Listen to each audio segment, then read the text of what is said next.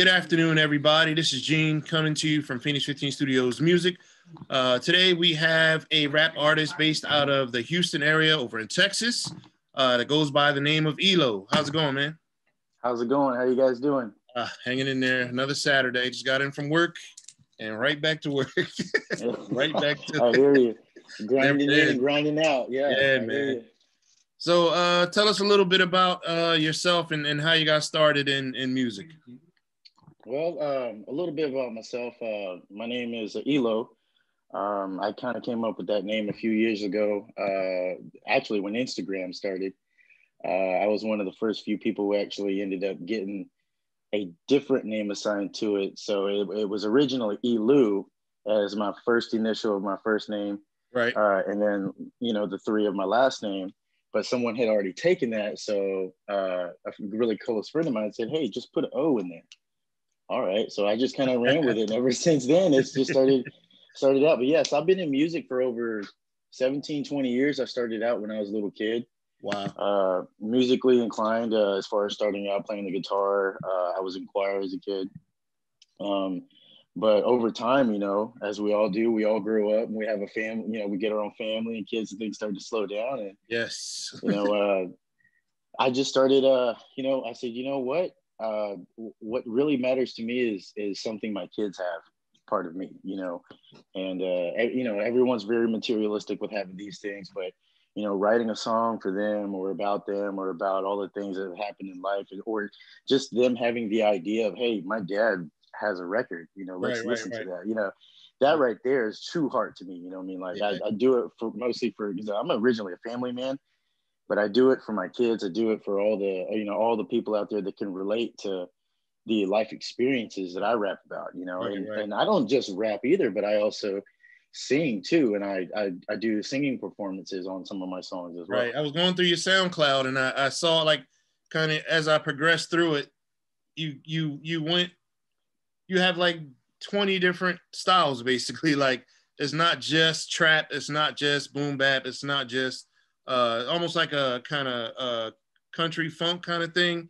Right. I was just like, all right. I was going to 20 different places in one SoundCloud, so the versatility is definitely there. What inspires you to kind of span over, different genres and different sounds? Well, just being, in the music, in all types of genres of music, I like to connect everything together, because you got people that listen to just one certain type of music. Yeah. You got people that listen to that one type of music and they don't like that music. Well, my ideology is that put it all together, put it all together. People have no choice but to listen to what that next song comes out to be, and if you like it, you like it. If you don't like it, you don't like it. To each their own. And that's why that whole album was named after that. It's to each their own. Right. Because, when you listen to each song, some people may not like it, but the next song, that other person might like it who didn't like the previous song. So it's all about that ideology of opening up your mind to other types of music, other types of styles. I've incorporated a lot of musical instruments in my music. I produce and master all of my music. I have a friend, Smith & Wesson, who raps with me on there. Really close friend of mine. I wish he could have been a part of this, but he's got prior engagements going on.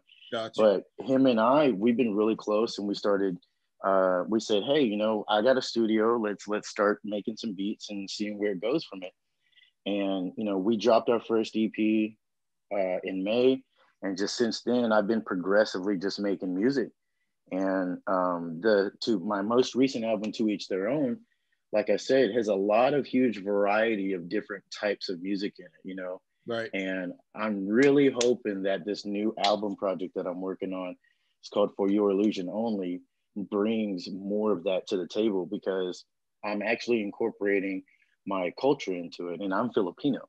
Okay. I was raised in the States, but my nationality, my ethnicity, and my culture is straight Filipino.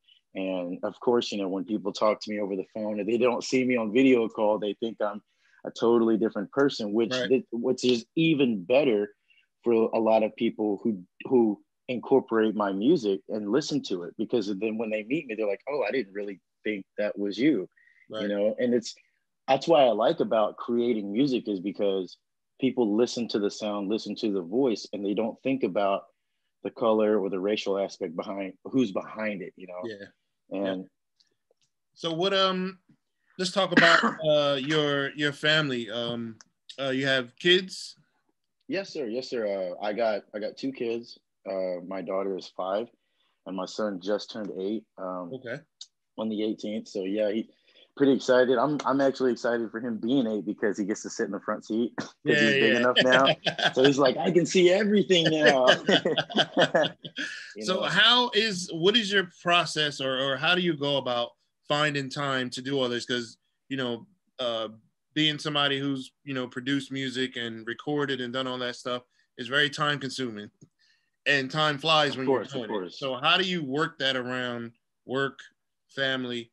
Where do you kind of fit that in? What's your process for doing that?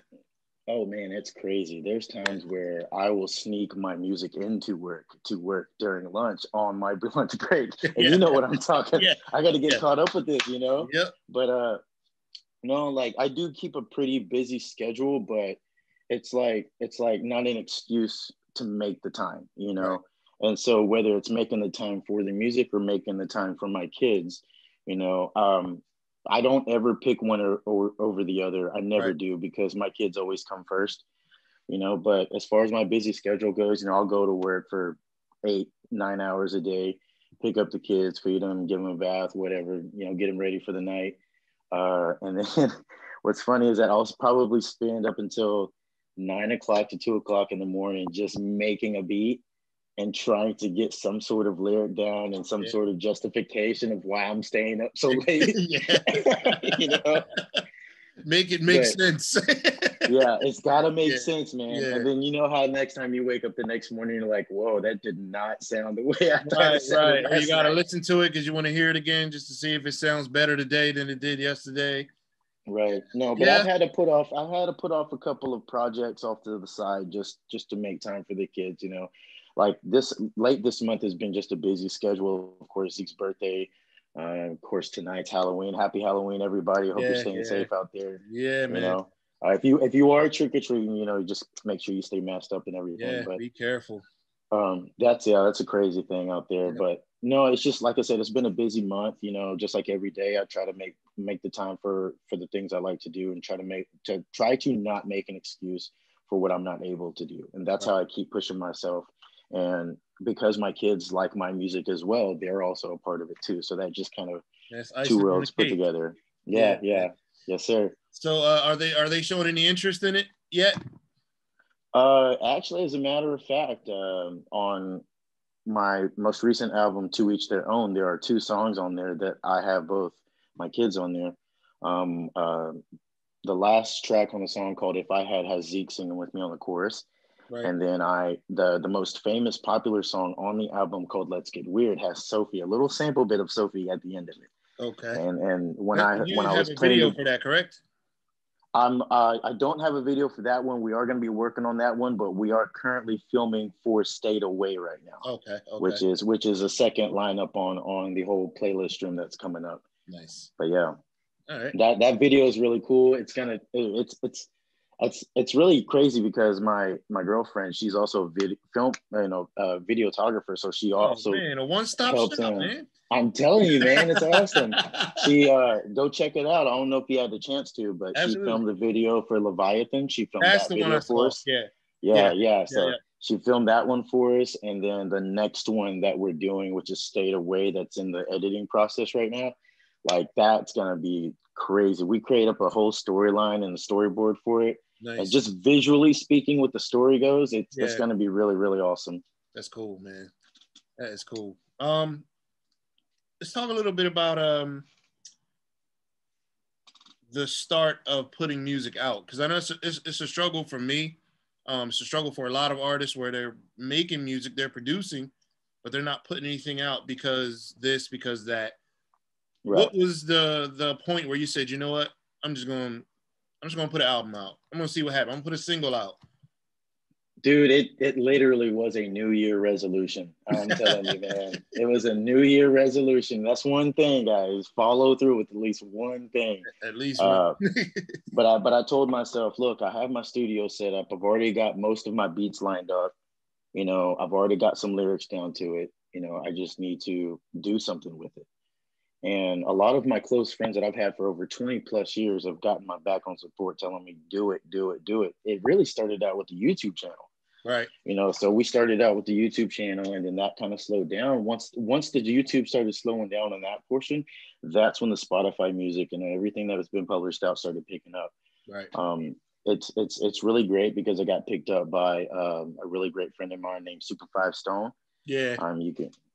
He actually, you know, got me on with his group, and we just started, you know, talking about basically the I guess the opportunities that come along with the music. But that's what pushed me more, was just, you know, having a network, having a support system, you know, having the accessibility for your own studio. Because Right. I know a lot of people that start out, that's really where it costs, is the money to get into the booth, to get somebody to mix and master it, you know. And I took a couple of years of mixing and mastering classes myself. So before I even decided to throw out my own music, I had other people listening to it before Right. I did ever, you know, decided to do anything with it. And once I had gotten up to a point, that's when I felt really, really comfortable. You know what? You know, I'm not worried about what other people say. I'm not worried about what they think of my music. I just want to put it out there for people who may like it, people who outside of my circle who will enjoy it, you know, Right. because Right. music is music, and it's supposed to be enjoyable, you know, regardless of who's behind the mic or not, you know, regardless who produced the beat or not. It's all about music. And if everyone has a love for music, that's really the whole point of it, is sharing the music that you love. Exactly. And that's pretty much my whole premise on keeping myself motivated on pushing music out. Right. To each their own. Full 16 album track took 3 months to create, produce, and distribute, you know. But before then, I already had those beats created a month and a half before. So I was able Right. to spend a little bit more time Writing. mixing and mastering, writing, making sure I emphasize what I'm going to really say. Because I don't just write about stuff I'm just writing about. Right. Like I put a lot of thought into my lyricism. I put a lot of double entendres or things that people can reference back in the day that may not be culturally acceptable now, but it was Right. back Right. then, you know. Yeah. Yep. And I've over the years I've freestyled with a bunch of friends, you know, off the top of the dome. I can, you know, that's not really a problem, but that's kind of where it boosted me up on the lyrical aspect of it. Right. Is Right. freestyling is great to a beat, but I want my freestyles to sound structured, and Yep. they end up being a song, which is just as great, because Exactly. if people can rock with it, jam to it, read, you know, say the lyrics again, and just know it when it comes on, that's a really good feeling, you Yeah. know. Absolutely. So Mm-hmm. let's talk about Super Five Stone real quick. We did interview him. He was actually our first interview on this channel. So when you get a chance, definitely double back and check him out. Right. I've talked to him on the phone. I talked to him during the interview. We communicate constantly on Instagram. Talk to a little bit about the relationship with him. You guys linked up through YouTube. Oh, actually, what's really crazy about me and Super Five is that we actually went to high school together. Oh wow. So yeah, we went to high school together. We actually, you know, I don't like to say this, but we've had fun. We've partied a few times back in our younger days, you Right, know. right. And but I used to have an old apartment back in the day when I was going through some hard times, and he would come over and hang out. You know, we talk about things, freestyle, and just kick it like old friends do. And when I started putting my music out, I started noticing, oh, I remember all my homie, like, Yeah, hey, how yeah. you been? You know? And then we just started talking, and over a year or two, you know, like, hey, we caught up, and he told me where he was going with it. And I just, you know, I was very blessed with the opportunity of actually reconnecting with an old homie of mine, Right. you know, and knowing that, hey, I'm very proud of him being where Yeah. he's at now and professionally doing all this, And if you guys haven't checked it out, he's got a new podcast called Kinda Care, Kinda Don't. Yeah. You know, and that's been pretty sick. So I'm really happy for him. You know, I'm really happy Definitely. for him and his family. And Definitely. he's just been a really great friend of mine. It was Yeah, really he's a good good connecting dude. with He's him. very selfless. I mean, the experiences Yeah. I've had speaking with him, super selfless, very humble, Mm-hmm. and just very giving of himself, in terms Right. of music and his process and just networking. Like that's super Yep. important. A lot of people are just like, I'm doing what I'm doing. I don't care about what anybody else is doing. But Right. it's always been a philosophy of mine that everybody's on the same field right now, same level playing field, and we can get Yep. further together than everybody trying to go at the same goal separately. So, Yeah. He's definitely actually great to hear. he's going to be on a collab track with me on my next album project. So be on the Awesome. lookout for that. Can't wait to hear it, man. What is the music scene like in your area? So, how old are you now? I am 35. You're 35. So, I'm 41. We're not very far apart. Right. From when I started dabbling in music to now, the music scene in the greater Philadelphia area has completely changed. Yeah, it's the same here. Almost like it's gone. Like it's the Yeah. weirdest thing. And Philly's like a music town. It's an arts Yeah. town. Yeah. What is it like there now in the general Houston area, in terms of music, from when you started to now? What's been the change? I mean, of course, I'm always going to love H-Town. I'm Right. always going to love Houston. I'm always going to love the art and the culture and the people there. But to be honest with you, I grew up on the, Swisher House, Mike Jones, the old school UGK, all of those guys back in the day, SPM, just jamming it. But now you start listening to the new up and coming rappers in this generation.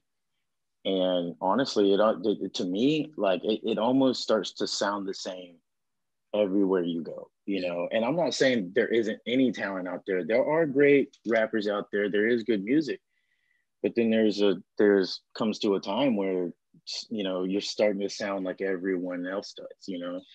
Yeah. I And feel like that is my main gripe with music right now is just variety and style. mm-hmm. I think they get they get a lot of mileage out of it. Like they're Yeah. definitely doing something with it, but a lot can be said about longevity when there's something original about you. Right.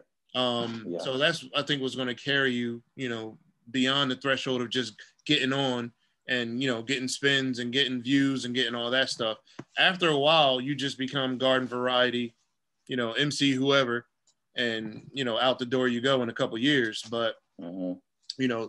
Being unique, like I hear different hints in your voice sometimes, and it reminds me of Cuban Link sometimes. The Yeah. tone of your voice.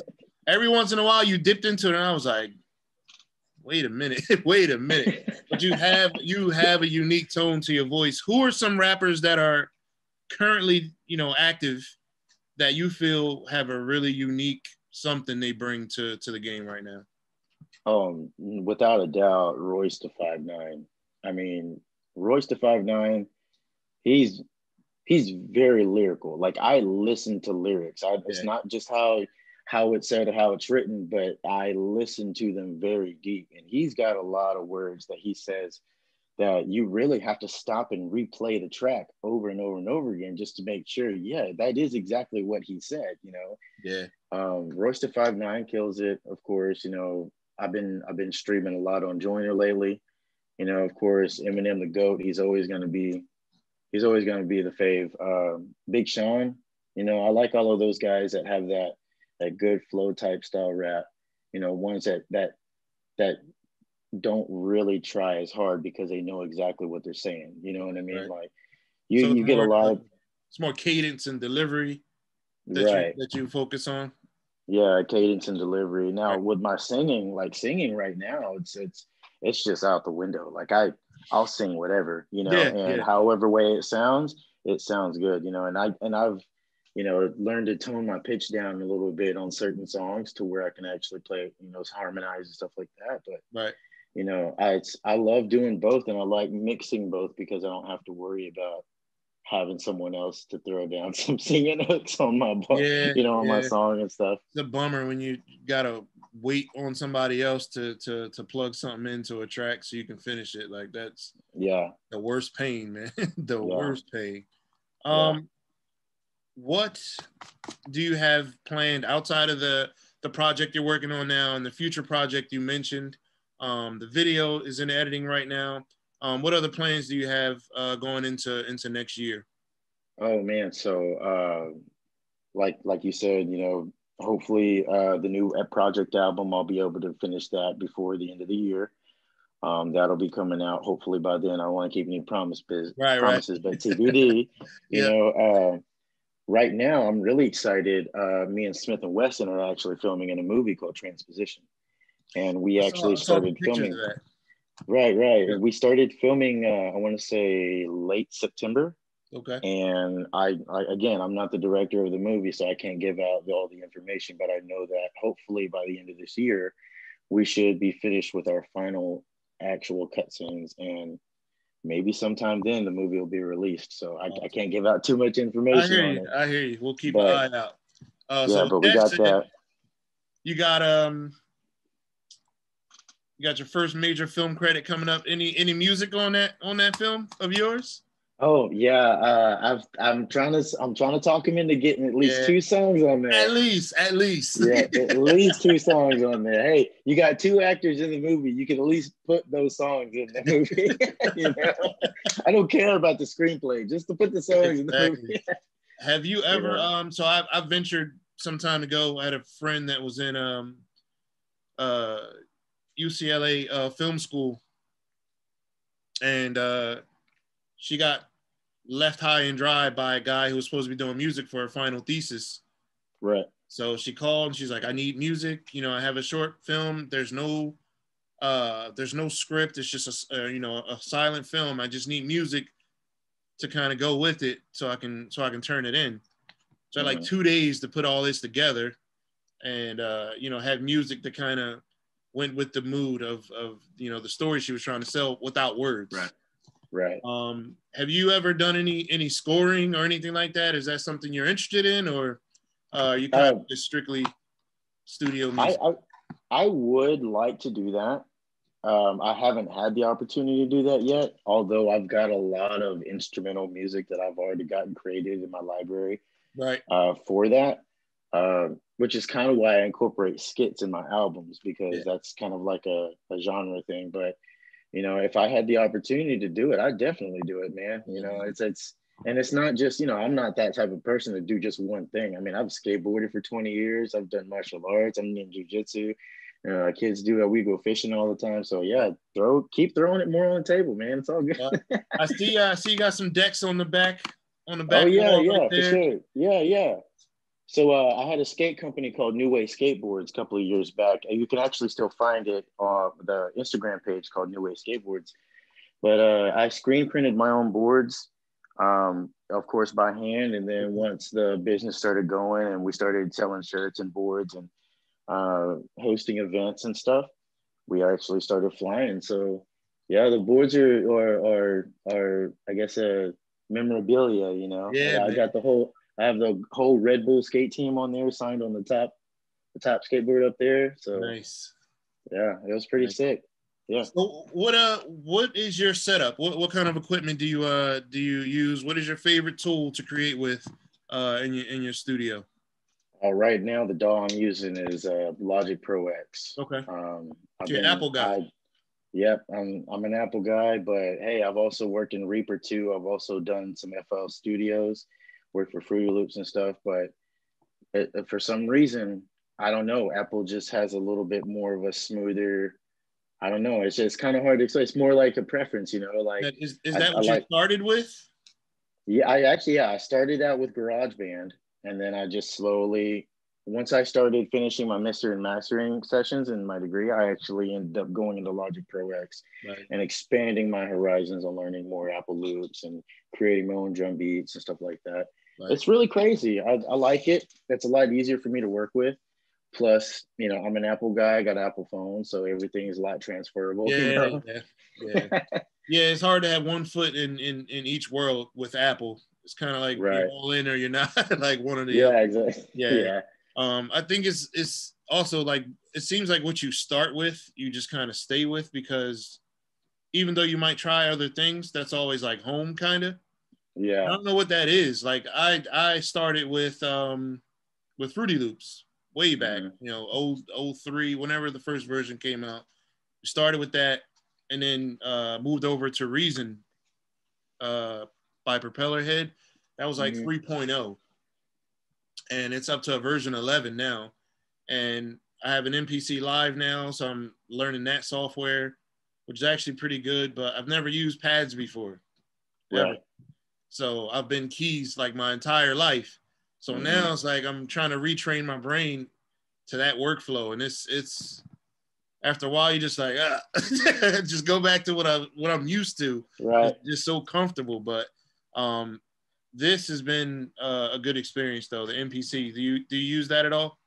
No, I don't use any of that. I mean, I do Logic to my MacBook, got an interface. I do straight old school, man. I got an interface and a you know, my windshield blocker here for my booth. Right. You know, how's that working for you? Oh, dude, this thing is awesome, man. Like, so I filmed the whole video of Tiger on my YouTube channel outside. Okay. And you can't hear any outside noise. As a matter of fact, my neighbor next door was cutting his grass in the middle of it. So, so tried and true. When I heard the audio effects on the vocals, I was actually really surprised that it didn't accept any of the. It's just like a portable booth, pretty much. Wow. You know, my microphone is an M audio microphone. It's a condenser in the front, so it's just your standard, you know, M audio condenser. But right. You know, the difference that I do in my music, my music sound is just how you treat your studio. You know, like because I also have a guitar here too, so I do that. But the way I treated my studio, I still left a lot of the acoustics in here. Right. But I built two 2x4 panels, and I stuck them on the wall, which actually settled the sound a little bit. Right. And because of the windshield for my vocals, it makes everything a lot more crisp and clear. So nice. Yeah, it's really cool. I just work with a normal setup, you know, and really everybody's like, your music sounds really good and it sounds very professional. But it's at that point, it's just all about mixing and mastering. Yeah, you know, your mix. You know, it's an underrated part of the process. Yeah, underrated. So with current music, I think the biggest thing going on right now, I heard Busta Rhymes released a new album. Have you heard it yet? No, I have not. I want to be next up in line to listen to that. Yeah, I might play that today while we're game streaming today. But Extinction Level Event to me was one of the best albums I bought back in the day. Like I still pull it out every once in a while. What rapper from that era, like in your younger life, still resonates with you today? Oh man, I hate to sound cliche, but Wu-Tang all the way, man. Yeah, Wu-Tang all the way. You know. Yeah, hey, I'm not arguing with that at all. So, who's your favorite member? Let's take it there, dude. Because if I end up running into him, I don't want. I think. Well, put it like this: which member have you listened to more? Let's just put it like that. Now, who's better? Like who do you listen to more? Who do you gravitate to more? Oh, Redman all the way. Okay. Yeah, Redman's really good. Yeah. So yeah, he's from our neck of the woods. So Redman's from North Jersey, about an hour and some change from here. Redman also one of the greatest albums I ever purchased. Muddy Waters. Have you ever heard that one? Yeah, that was a sick. That's one of my favorite albums of all time. I still listen to that too. So man, we used to rock Joel Santana and Dipset and all them back in the day. I have a friend who was like diehard Diplomat, like just everything, Jim Jones, Cameron, just everything. I did a beat showcase in Philadelphia many moons ago, and PD Crack was on the judging panel, and you got to meet him, and they were huge, man. They were huge. I'm sure, bro. I'm sure. But yeah, I was not a huge fan of theirs, but I didn't dislike them. I was a huge Wu-Tang fan. I was a big Ice Cube fan. I was a Busta Rhymes fan, Tribe Called Quest, you know, all the Native Tongue, Yeah, De La Tribe Called Soul, Quest. all those Yep. guys. Those are like big for me. What about underground guys? Like they say these underground guys that aren't never really had any, you know, commercial success or anything like that. Someone may have never heard of that you listen to and you always get crap for when you bring them up. Like, who would that be? Dude, I'd probably say Token right now. Token. I like Token. Yeah. Right. Token. So I've never heard of him, so I'm going to write that down so I can. So I had this conversation with a friend of mine, and he brought up a rapper named Danny Brown. Have you ever heard of him? No, I have not. Look him up, man. Okay. So his last album was actually produced by Q-Tip from the Tribe Called Quest. Oh, nice. Okay. Danny Brown, his videos are like funny, like just great videos, great concepts. Yeah. His flow is crazy. He has like the most distinct voice. He's just a real character, man. Like you just got to watch his stuff. But Danny Brown is real cool. But I always get crap for MF Doom. I don't know if you ever heard of him. Yeah. I get crap to this day. Every time. Every time I bring him up, I'm getting clowned for liking MF Doom. But do you think it's because they're more regional or just because they don't have that commercial kind of success that people kind of respond negatively sometimes? I mean, I think it's kind of a little bit of both. You know what I mean? Like coming from my neck of the woods, not everyone knows where Lake Jackson's at, you know? Yeah. So, I mean, like, you know what I mean? So it could be regional, but then at the same time, it also could just be generational too. Yeah. You know, because of what we used to listen to versus what they're saying now, you know? That's huge. And I'm going to look it up right now because I actually just got wind of a video from a rapper I've never heard of. And it's supposed to be a response to a J. Cole song. And it's called, I'm not going to repeat the name. I'll let you look it up. Yeah. But I'll tell you his name so you can look it up. All right, this dude is named YBN Corday. I never heard of him. Oh, Corday? Yeah. I seen a thing on the Instagram this morning saying hashtag Corday. Yeah. So I seen a video of when he was younger spitting bars. I don't know if he's. Yeah, I haven't heard any of his new music. I watched it. I don't know. So here we are. You're 35. I'm 41. We're old heads now. How do you feel about that?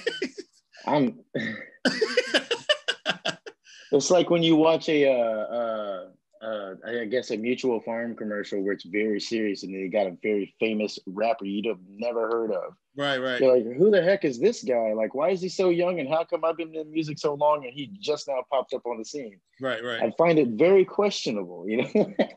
No, it's just, I don't know, man. I think it's weird. I mean, congrats for him getting up where he's at. Right. But I kind of question how that happened, you know? So it could be deal with money, could be, you know, paying for spots. I don't know. You know how technology works these days. Yeah, I have my conspiracies, but that's a whole nother interview. We'll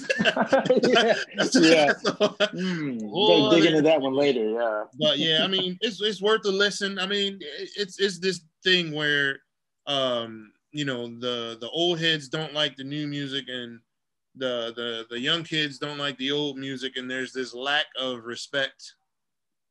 As somebody who kind of grazed, like you definitely kind of span both generations of music, where you kind of have some trap music and you have some old school sounding flows as well. What is your advice to the young or old person that doesn't respect the other? My advice is younger people, emphasize what you're saying. Let people understand it. Let people hear what you're saying. Don't use auto-tune so much because people already can't hear you as it is. Right? Old people, just listen. Music is music, you know? I mean, I listen to all kinds of music from Leonard Skinner to Sam Smith to Matchbox 20 to Def Leppard down all the way to Run DMC and the old school cats. Like you know, if you like music, have an open mind, open heart, you know? I always try to tell people, open your mind and not your mouth. Yeah. That's it.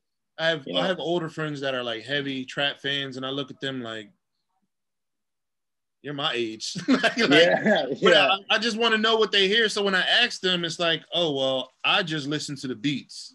And I get that a lot. Like the beats are hot, the beats are hot, the beats are hot.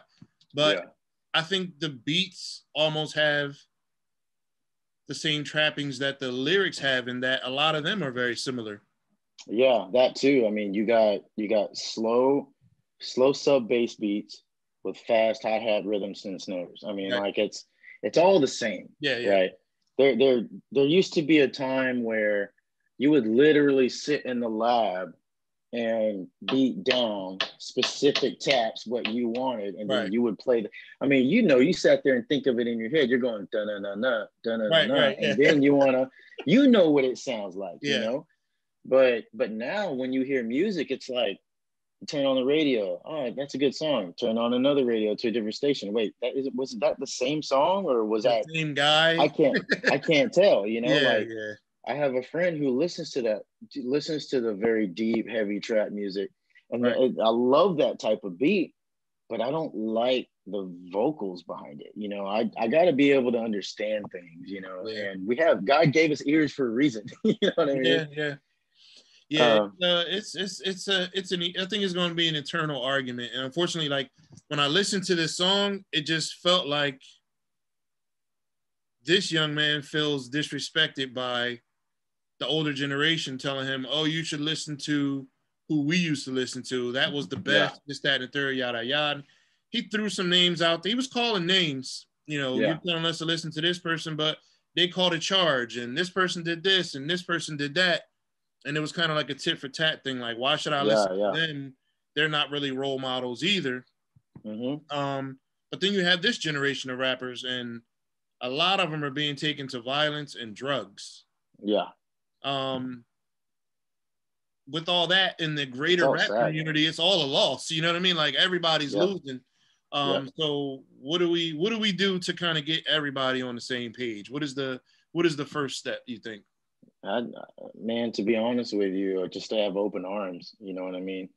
Right now, each person have their arms closed. They're protecting themselves, protecting their family. And I get it. I understand it. Yeah, But we don't understand each other. And that's exactly. the difference. We understand our own circle, Yeah, but not people outside our circle. And that's the problem with our society nowadays is we've learned to not trust one another yeah. and not lend a helping hand when really someone who needs a helping hand really needs it. Yeah, it's We've crazy been, because that generational gap is so small. Like at one, I'm having 20 something year olds speak that way, like this right, guy is on this song. It's not the same as when I was, 10 and my mom is, late 30s and she doesn't right, like my music. Of course she doesn't like my music. She's 30 something years older than me. Like, of course you don't right. like my music. But now we're 10 years apart and it's like you're from another planet if you listen to certain kinds of music. It's the weirdest thing Yeah. in the world, man. Yeah, The yeah, it's weirdest great. I thing. mean, that's kind of also weird too, is that some people identify other people just based on their type of music, like Yeah, they separately categorize them for that exactly. some types of reason, and it's sad to think that because music internally within ourselves, we're only going on a philosophical topic, but Right. music internally is a geometrical sound. It's supposed to be there for you. It's created for a reason, Right. and it makes you feel good. And if you don't, just to each their own. You don't like that type of music, that's fine. Keep to yourself, but don't try to, you know, disrespect one another because of the music that was created in between. Like you're talking about people who are no longer in the picture. And regardless if you're respecting or disrespecting, the name's being brought up for a reason. Exactly. Exactly. The song's being brought up for a reason, Yeah. and then you got to pay homage to those who created, and that's kind of the stepping stones, and I do agree, like sometimes these younger cats, they don't quite understand that, some of the older cats are just like us, man. You need to understand this is where they started. Right. But Right. it's like you can't lead a horse to water at most times, No. and No. you can't control other people, but you can only control yourself, Yeah, that's for sure. That is for Yeah. sure. All right. Why don't you tell everybody where they can find you on the internet at large, videos, streaming content, music, everything. Where can they find all your stuff at? Yeah, guys, you guys can follow me on YouTube, on my YouTube channel. You can go follow me on Twitter. I got a Twitter account there, SoundCloud, Apple Music, iTunes, Spotify, Deezer, If you have TikTok, you can even search me up on TikTok. I'm all over the place. Everywhere. Everywhere. All I'm right. like everywhere like Carmen Sandiego, but nowhere to be found. Right. Awesome. Awesome. And you have an expected date for the album, or you said by the end, hopefully by the end of the year, but no promises. But do you have a target Hopefully, date, or are you just kind of man, I'm playing it by hoping ear? to I'm hoping to at least get it before. I'm like, of course, after the new year. You know, I don't want to. Everybody's gonna be bombarded with new music on that day anyway. So Yeah. give it a couple of days till people's ears start to slow down Right. from all the partying and the New Year's. You wake up. Yeah, wake up a little bit. You know, Yeah. probably see who's gonna be our next president after. Yeah. Yeah. It's a I have whole no other. idea what's going on. What a But mess. yeah, you guys can catch me on the social media and stuff, man. So yeah. Sure, man. Well, I'll definitely be on the lookout. We'll definitely be speaking again, man. We appreciate your time today. Thank you, sir. When I talk to Super Five Stone again, I'll tell him be on the lookout for the video. Yeah, for sure, for sure. All right, man. Thanks for coming on. Thank Thanks you. everybody for watching. Again, this is Phoenix 15 Studios Music. Have a great day. Thanks, guys.